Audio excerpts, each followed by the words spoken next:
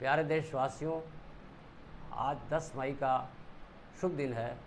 आज ही के दिन 1857 में मेरठ के विद्रोही सैनिकों ने अंग्रेज़ी सेना के खिलाफ, अंग्रेज़ी शासन के खिलाफ बगावत की चिंगारी को अंजाम दिया और वह रातों रात दिल्ली पहुंच गए।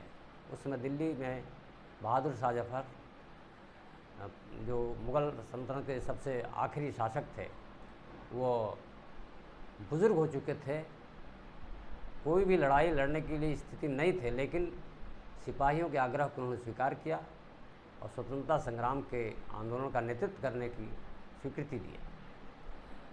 उसका परिणाम ही उनको भुगतना पड़ा। उनके 2 बेटों को अंग्रेज़ों ने सर कलम करके उनके सामने थाल में परोसा और कहा कि ये देखिए आपके तोहफ़ा है।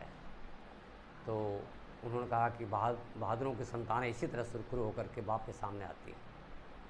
ये हमारे सामने दूसरे जो बहादुर हैं, वीर कुंवर सिंह, ये एक बार आजमगढ़ भी आए थे आज़ाद कराने। ये भी अमर स्वतंत्रता संग्राम सेनानी है और इन्होंने भी अंग्रेज़ों से खूब लड़ाई लड़ी। और एक बार तो ऐसी स्थिति आई कि ये गंगा नदी में कूदना पड़ा इनको भागते समय, और अंग्रेज़ों ने इनको गोली मार दी थी। इनकी बाँह में गोली लग चुकी थी, बाँह खराब हो रही थी और इसलिए इन्होंने अपनी तलवार से ही अपने बाँह को काट करके गंगा नदी में फेंक दिया और आगे निकल के भाग गए। तो इस तरह से आजमगढ़ से लेकर के और मेरठ और पूरे दिल्ली और पूरे पूर्वोत्तर भारत में जो स्वतंत्रता संग्राम की लहर है वो पूरी की पूरी जो फैल चुकी थी उस समय। और यहाँ का भी एक उदाहरण बहुत देना ज़रूरी है। 3 जून 1857 को आजमगढ़ भी आज़ाद हुआ था। यहाँ एक रज्जब अली साहब थे जो पहलवान थे और स्वतंत्रता संग्राम सेनानी वो भी थे।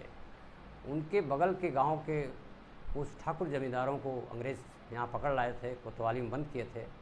और जब उनके परिवार के लोगों ने, हिंदू परिवार के लोगों ने जाकर रज्जब अली साहब से कहा कि हमारे पिताजी कोतवाली में बंद हैं, तो वो यहाँ आए और सैकड़ों ग्रामीण सिपाहियों को लेकर, ग्रामीण लोगों की सेना बना करके कोतवाली पर धावा बोले और लोगों को छुड़ा लिए।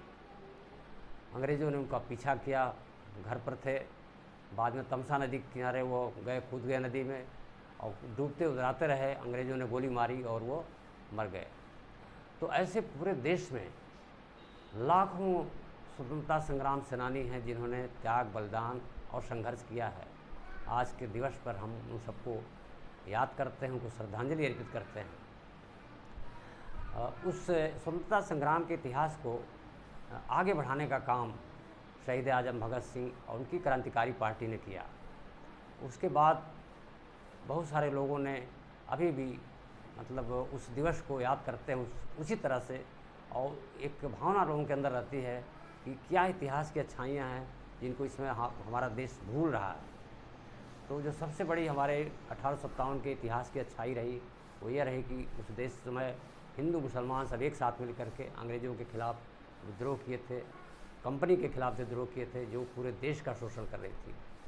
आज हमने उसे सबक नहीं लिया। आज हमारे देश में सारे लोग त्रस्त हैं, गरीबी है, महंगाई है, बेरोज़गारी है, शिक्षा चिकित्सा का अच्छा प्रबंध नहीं है। फिर भी देश में हिंदू मुस्लिम तफरका फैलाया जा रहा है और मल्टीनेशनल कंपनियां हों चाहे वो देशी कंपनियां हों, पूरे देश को लूट रही हैं।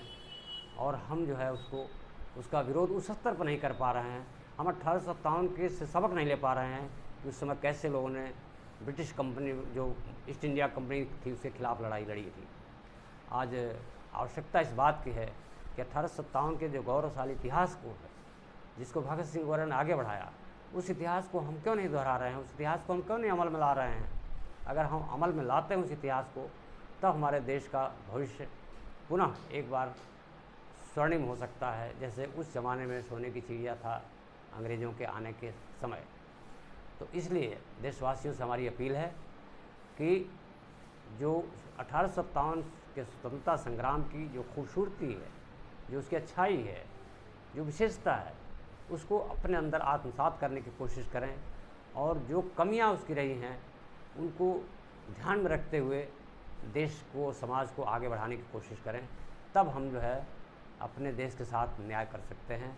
इनकलाब जिंदाबाद। जय हिंद।